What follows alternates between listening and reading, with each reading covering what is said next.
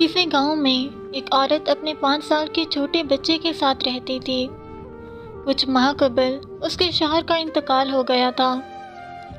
لہٰذا یہ عورت اپنے اکلوتے بیٹے کی تعلیم و تربیت کے لیے خود ہی لوگوں کے گھروں میں کام کرتی، ان کے برتن مانجتی، کپڑے دھوتی اور ان کے بڑے بڑے گھروں کو یہ اکیلی عورت تنہا صاف کرتی تھی تاکہ اپنے بیٹے کی بنیادی ضرورتوں کو پورا کر سکے۔ وقت گزرتا گیا اور کئی سال بیت گئے۔ اب اس کا بیٹا جوان ہو گیا تھا اور کسی اچھی کمپنی میں نوکری کرنے لگا۔ اس کی شادی ہو گئی تھی اور ایک پیارا سا بیٹا بھی تھا، اور یہ عورت اب بڑھاپے کی دہلیز پر دستک دے رہی تھی۔ بیٹا شادی کے بعد اور نوکری ملنے کے بعد ماں کا احترام کرنا تو دور کی بات، ان کے ساتھ ڈھنگ سے بات بھی نہیں کرتا تھا۔ اس بوڑھی عورت کی زندگی میں صرف اتنا فرق آیا تھا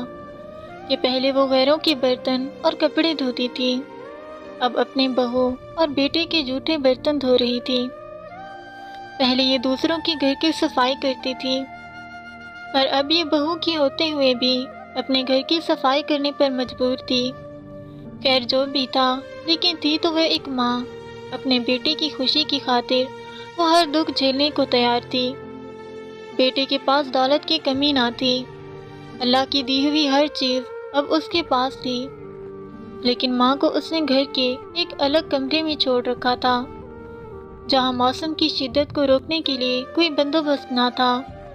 اور کئی دنوں کے بعد جب کبھی وہ اس کمرے میں جاتا تو صرف ماں کو گزرے وقت کی محرومیاں یاد کروا کے تانے دینے اور لڑنے جھگڑنے کے لیے جاتا۔ ایک دن سردیوں کی یک بستہ شام میں اس کی ماں ایک پھٹے پرانے کمبل میں سکڑ کر بیٹھی یہ سوچ رہی تھی کہ آج اس کا بیٹا کام سے واپس آئے گا تو اسے نئے کمبل کا کہے گی،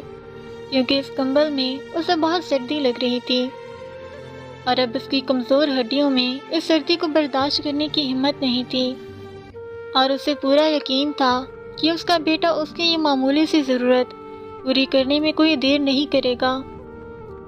رات کو بیٹا گھر آیا تو ماں نے بڑے پیار سے اسے نئے کمبل کا کہا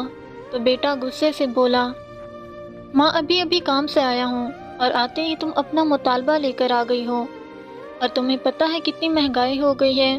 اب تمہارے پوتے کو اسکول داخل کروانا ہے، اس کا یونیفارم اور کتابیں لینی ہیں، گاڑی کی قسط ادا کرنی ہے، میں نے ابھی اپنے لیے جیکٹ خریدنی ہے، تمہاری بہو کے لیے شال لینی ہے، تم تو سارا دن گھر میں ہی رہتی ہو، تمہیں کمبل کی اتنی کیا اشد ضرورت آن پڑی ہے، ہم لوگوں نے تو باہر گھومنے جانا ہوتا ہے، تم کسی طرح یہ سردیاں گزار لو، اگلے سال سردیوں سے پہلے تمہارے کمبل کا کچھ انتظام کر دوں گا۔ بوڑھی ماں خون کے آنسو پی کر چپ چاپ اپنے بوسیدہ حال کمرے میں واپس آ گئی اور پھٹے ہوئے کمبل کو اوڑھ کر ٹوٹی ہوئی چارپائی کے کونے میں سکڑ کر لیٹ گئی۔ صبح جب بیٹے کی آنکھ کھلی تو پتہ چلا پچھلی رات اماں اللہ کو پیاری ہو گئی۔ بیٹے نے اپنے تمام رشتہ داروں کو ماں کے جنازے پر بلایا اور ماں کے کفن دفن اور مہمانوں کی خاطرداری پر لاکھوں روپے خرچ کیے۔ جو بھی جنازے میں شریک ہوا یہی کہتا کہ کاش اللہ ہر کسی کو ایسا بیٹا دے، مرنے کے بعد بھی ماں سے کتنی محبت کرتا ہے، لیکن انہیں یہ نہیں پتا تھا کہ دنیا والوں کو دکھانے کی خاطر جو بیٹا اپنی مری ہوئی ماں کے جنازے پر لاکھوں روپے خرچ کر رہا ہے۔ پچھلی رات چند 100 روپے کے کمبل نہ ہونے کی وجہ سے ماں سردی میں سسک کر جان دے گئی تھی۔ دوستو، اپنے ماں باپ کی قدر ان کے جیتے جی کرو، اسی میں ہم سب کی بھلائی ہے، مرنے کے بعد قدر بھی کی تو کیا فائدہ۔